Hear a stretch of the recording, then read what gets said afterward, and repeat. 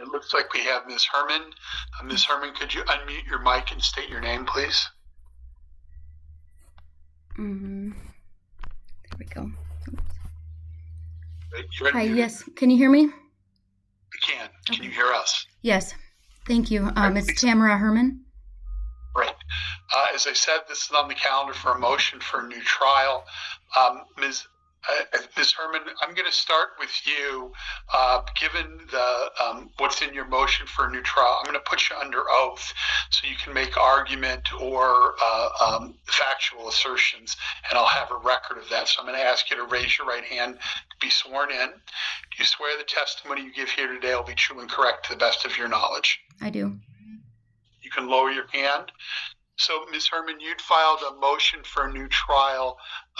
In that motion, you had raised ineffective assistance of counsel and due process violations.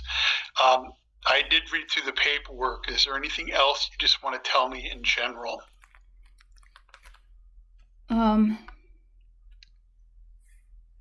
I may have procedurally not done a good job of accurately making it legal documents, but I did my best on it, and I think Sarah would be better to ask about the details of it. I don't think it was necessarily ineffective counsel, but just that if there was issues with not seeing that the testimony was going to change the outcome of this whole case, and if I can't go up and then say my side of it, then I don't get to say my side, and then that's where that stands. So, well, I think I'm going to need to push you a little more on that. What would you have told me that you believe would have made a difference in the case?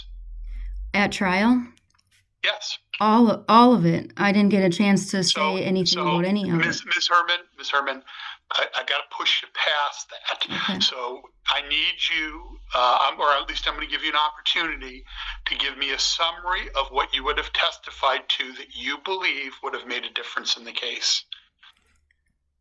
That Emily Gallmeyer was causing the reunification to not be successful, and the outcome of the case depended on it, and there was problems with that for a long time, and that was talked about in cross-examination of her at trial, where she had admitted to a lot of it, and that was the main reason why all of the issues that I had were issues, because there was no way to get past that judgment that was because of her causing the problems.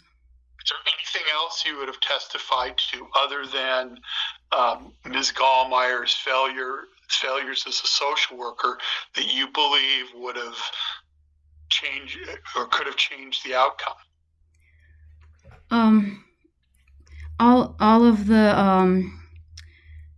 All of the times that if we're taking that out of it, there's a lot that she was responsible for that just made it really hard. But if we leave that one out, because we just covered that one, for Mary Weaver to say that my kids and me have a bond, and then to change her complete story to terminate her rights, I also would say that there has been nothing I've done that has been any harm to the children.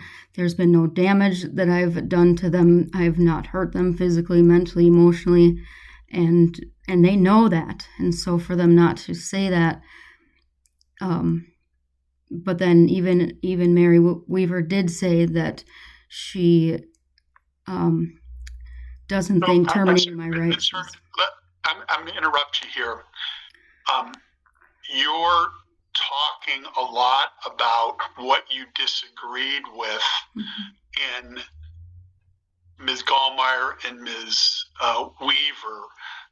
What I'm really asking about are facts. For example, Okay. One fact you just gave me is you would have testified that you had not caused any harm or damage to your children, and that's a factual statement.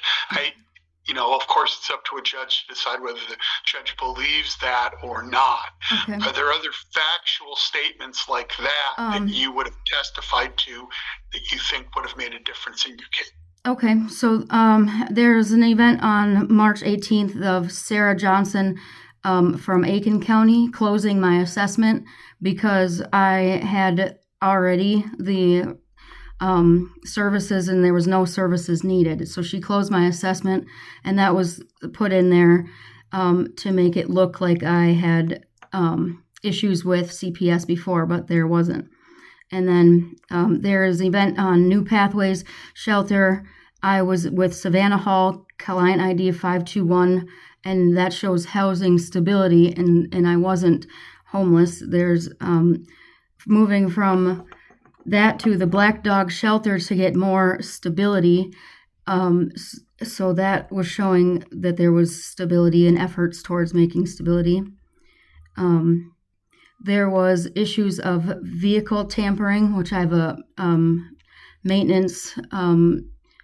mechanic maintenance statement saying that the issues were more than just wear and tear on the vehicle, and there was sabotage, that there was a signature and stuff that I have for evidence.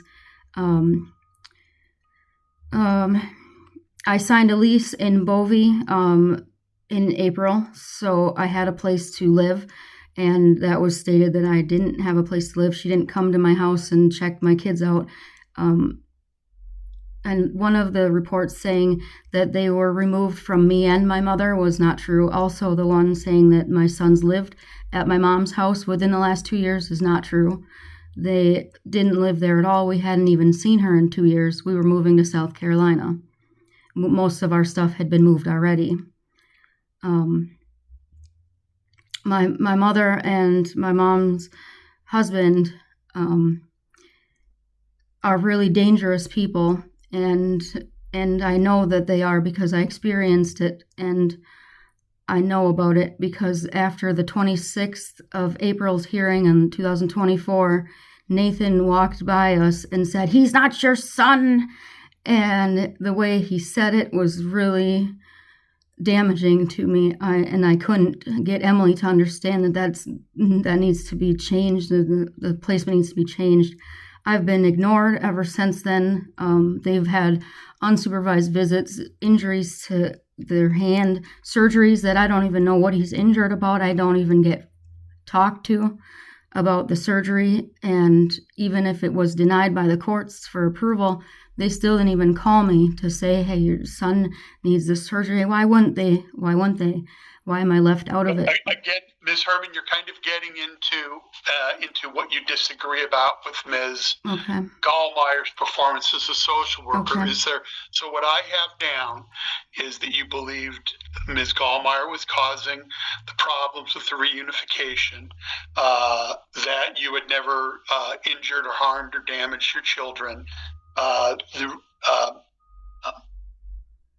facts surrounding the assessment with Sarah Johnson, your general housing stability, vehicle tampering, whether you'd seen your mother or not, or whether your mother was a danger to the children.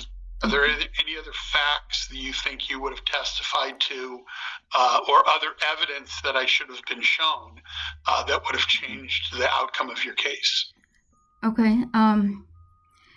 When I had shown up to pick up my son from my mom's visit that they went on a trip with, Officer Dan Gardner was the officer that had been there, and he created the police report on site, and there was nothing that I could do. I was told to leave both of my children there, and they weren't taken into protective custody at all. They were put into the dangerous placement by Emily and Dan Gardner. So, Ms. Herman, you're kind of going back to the original Child Protection Action. What we're talking about here is the permanency, the file, which is the request to terminate your parental rights.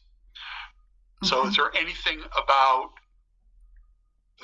the basis for the termination that I put in my order, because I didn't grant all the requests, all the bases. Is there any other facts that you would have testified to, or you would have presented that Ms. Federle did not do? Okay. I guess going back to that, if I leave those out, there's quite a few. So to try to go past it, give me just a second. So the concealing of the injury of Jace's hand still goes back to that.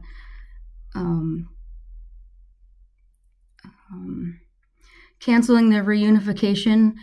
When it was canceled, I was actually informed by Emily that it was taken away from me because I missed a visit, but she was shutting down my visits. A few minutes into the visit, she'd shut it down, saying they don't want to talk to you, and she would hang up on the call. She did it 2 weeks in a row, saying, well, we're not going to make them, and then I didn't go to the next one because I was not able to anyways talk to them, and she said because I missed the visit, the judge canceled reunification, and that was blamed on me at that point. I found out it was canceled 2 weeks before that, so she was just using that to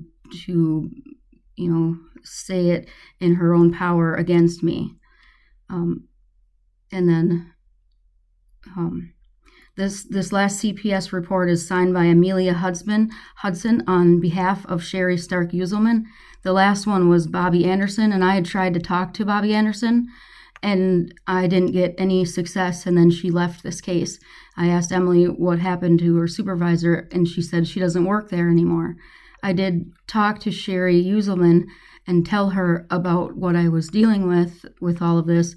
She advised me to get my counsel ready, get my attorney ready, get pretty much ready for trial. I asked her for the notes at our meeting, if I could have a copy of her notes afterwards. She said that I have to get them through discovery because it's this far into Chip's case.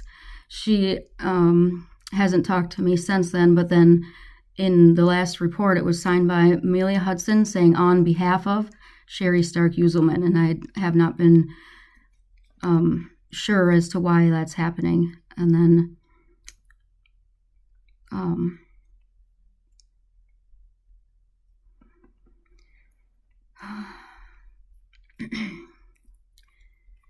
so a lot of it is still Emily. I'm trying to move past that so I don't keep saying that.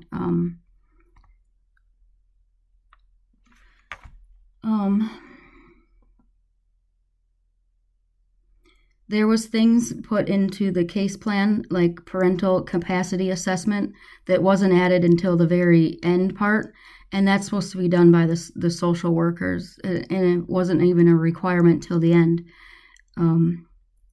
There was things like not scheduling me for a parental education class because she said I just didn't do it yet, or her explanation was very vague, and then to find out there was another reason, because 30 days sobriety, which was then also made up by her, and that was then the reason that was more believable than the other reason of her just not scheduling it because she didn't get around to it. It was like the case plan was written by someone else and she was enforcing it and adding it. Ms. Right. Herman, sorry. Again, you keep circling back to your disagreements with how Ms. Gallmeyer handled her duties as a social worker.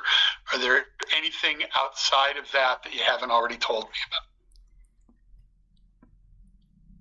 Outside of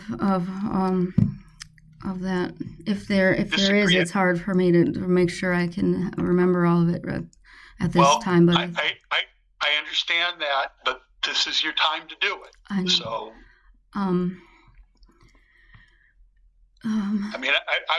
Ms. Herman, I guess part of what I need to tell you, this has been kind of my overall concern with how you've been approaching the case. You're filing documents frequently without consulting your counsel, either Ms. Federle or your previous counsel. Those documents show you clearly don't understand the process, and you clearly don't understand how to make arguments. You clearly have come to this hearing not understanding what a motion for a new trial entails, because you're not prepared to talk about the issues that are relevant to the motion for new trial, what you put in your own documents. You put in your documents that Ms. Federley prevented you from introducing evidence, and you're not prepared here today to tell me what evidence you would have had her introduce. We've been talking for about 15 minutes, and mostly you haven't told me very many facts. You've told me about an assessment from Ms. Johnson. You've told me about documents relating to some vehicle tampering. You've told me about Ms. Galt, where you believe Ms.